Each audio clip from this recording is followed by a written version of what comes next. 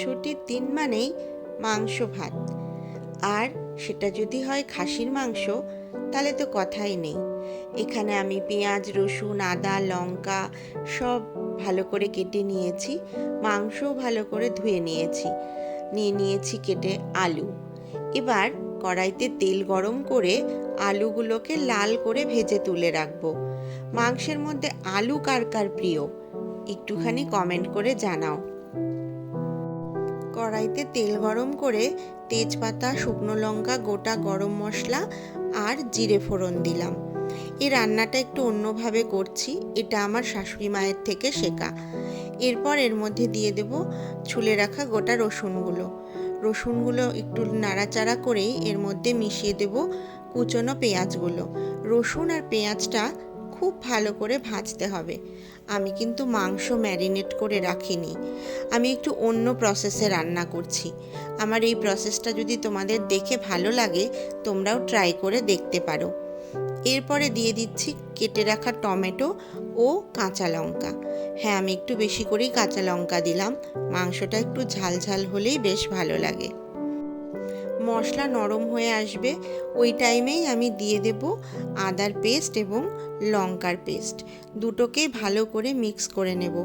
আমি কিন্তু এখনও হলুদ, নুন কিছুই অ্যাড করিনি। মশলাগুলোকে খুব ভালো করে ভাজতে হবে যেন কাঁচা গন্ধ না থাকে। মশলা ভালো করে ভাজা ভাজা হচ্ছে। এবার আমি এর মধ্যে দিয়ে দেব অনেকটা পরিমাণে হলুদ, কারণ মাংস যতটা আছে সেই বুঝে কিন্তু একবারে আমি হলুদটা দিয়ে দিয়েছি। এবার ভালো করে হলুদগুলোকে মশলার সাথে ভালো করে মিশিয়ে নিচ্ছি। মশলা থেকে যখন তেল ছাড়া ছাড়া হয়ে আসবে, কাঁচা গন্ধ চলে যাবে, এই সময় কিন্তু আমি মাংসটা এর মধ্যে দিয়ে দেব। মাংসটা জাস্ট জল দিয়ে ধুয়ে রাখা ছিল, কোনো ম্যারিনেশন ছিল না। এবার আমি মাংসর সাথে সমস্ত মশলাগুলোকে ভালো করে কষিয়ে নেব। আমি এই রান্নাটায় টক দইও ইউজ করিনি। এইভাবে ঢাকা দিয়ে কষানোর পরে অনেকটা জল বেরিয়ে আসবে।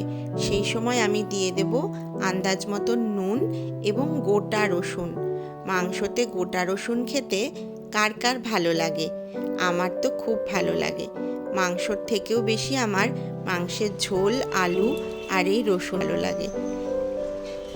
মাংস কষানো হয়ে গেলে আলুগুলো দিয়ে আর খানিকটা গরম জল দিয়ে ঢেকে দিতে হবে। গ্যাস সিমে করে দিয়ে মাঝে মধ্যেই নাড়াচাড়া করে দেখতে হবে মাংস এবং আলু সেদ্ধ হয়েছে কিনা। ব্যাস, নামানোর আগে গরম মশলা দিয়ে কতটা পরিমাপ ঝোল রাখবে দেখে নামিয়ে নাও।